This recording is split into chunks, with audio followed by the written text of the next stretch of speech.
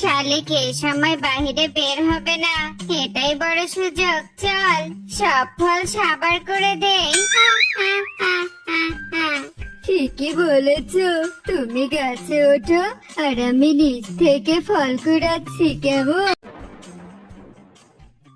টুকি দেখ দেখ, কালু আর তোতা আঙ্কেল শালিক আঙ্কেলকে না জানিয়ে ফল পাড়ছে। তাই তো দেখছি। চল চল, আমরা কি শালিক আঙ্কেলকে সাপ বলেছি? কালুদের এত বড় সাহস, আমার বাগান থেকে ফল চুরি করছে। শালিক আঙ্কেল, এখানে না দাঁড়িয়ে তাড়াতাড়ি চলুন, ওরা নয়তো ফল নিয়ে সেখান থেকে পালিয়ে যাবে। হ্যাঁ হ্যাঁ, তাড়াতাড়ি চল। কি শালিক দাদা, তুমি এখানে? তোরা আমাকে না জানি আমার গাছের ফল পাড়ছিস? এই ছোট বাচ্চারা না বললে তো আমি তোদের ধরতেই পারতাম না। দুষ্টু বাচ্চারা, তোদের কারণে আমরা ধরা পড়ে গিয়েছি, আমরা তোদের ছাড়বো না। এখনো দাঁড়িয়ে আছিস তোরা? চলে যা এখান থেকে, আমি যেন আর কোনোদিনও তোদের আমার বাগানে না দেখি, আর যদি দেখেছি তবে খুব খারাপ হবে, এই বলে দিলাম। টুকি, কাল রাতে তো অনেক ঝড় হয়েছে, নিশ্চয়ই বাগানে অনেক ফল পড়েছে। চল চল, আমরা ফল কুড়িয়ে নিয়ে আসি। তুই একটু যা, আমি মাকে বলে আসি। ও মা, আমি ফল কুড়াতে যাচ্ছি। আচ্ছা ঠিক আছে যা, কিন্তু তুই সাথে করে ধবলিকে নিয়ে যাস, কাল থেকে ধবলি কিছু খায়নি। আমি নিয়ে যাচ্ছি। এই ধবলি, আয় আমাদের সাথে। ধবলি, তুই এখানে মনের সুখে খাস খা, কেমন? আমরা দুজন ফল কুড়িয়ে নিয়ে আসছি। তোকে ভিজতে শুরু হয়েছে, চল চল, জলদি বাড়িতে ফিরতে হবে। ঠিক আছে ভাইজান, তুই বাড়ির দিকে যেতে থাক, আমি ধবলিকে বাড়িতে নিয়ে যাচ্ছি। আচ্ছা ঠিক আছে, সাবধানে যাস, কেমন? একে, এটা তো বড় নীললিচু, কিন্তু এই বড় নীললিচু এখানে এলো কি করে? গাছে তো লাল লিচু ধরে আছে। না না, এসব বাবার সময় নেই, আমি বরং লিচু থেকে আমার সাথে করে নিয়ে যাই। এই মা, বুঝি, কিন্তু তুমি এখানে এলে কি করে? আমি তো একটা নীললিচুকে ধরেছিলাম। আমি অনেক বছর থেকে এই নীল লিচুতে বন্দি ছিলাম, এক তান্ত্রিক আমাকে বন্দি করে রেখেছিল। আজ তোমার কারণে আমি মুক্ত হতে পেরেছি, তোমাকে অসংখ্য ধন্যবাদ।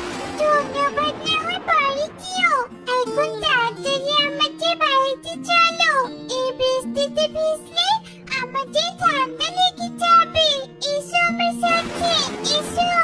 মিষ্টি একটা মেয়ে, এইটুকু মেয়ের মাথায় সব খেয়াল আছে, এত ছোটতেই তার সততায় হয়তো আমি মুক্তি পেয়েছি। দেখো, আমি কাকে নিয়ে এসেছি।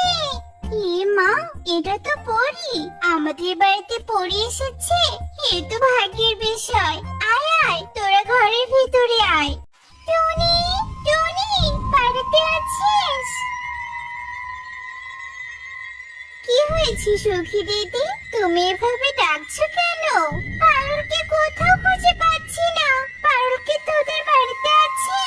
কি বলছে কি, পারুল এখনো বাড়িতে যায়নি? আমরা তো একসঙ্গে পরের বাগানে ছিলাম, বৃষ্টি এসেছিল বলে আমি ওকে আগে পাঠিয়ে দিয়েছি।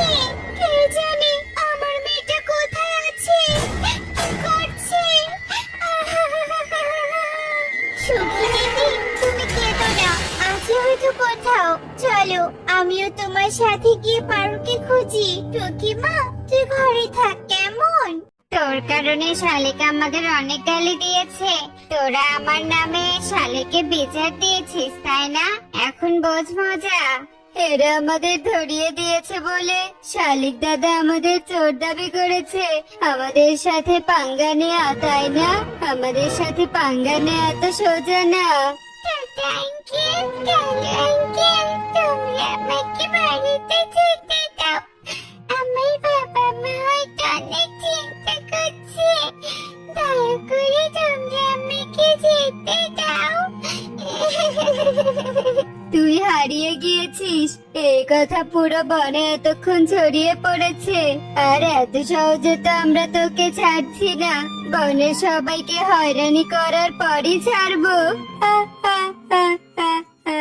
তোমরা সবাই কিছু একটা করো, আমার মেয়েকে তোমরা ফিরিয়ে এনে দাও। সখী, তুই ভাবে কাঁদিস না, আমরা দেখছি কি করা যায়। কিন্তু আমরা সবাই এখানে আছি, তোতার কালোকে তো দেখতে পাচ্ছি না। আমারও তোতার কালোর উপর সন্দেহজনক লাগে, কারণ ওরা একদিন আমার বাগানের ফল চুরি করতে এসেছিল। টুকি আর পারুল দেখতে পেরে আমাকে বলেছিল।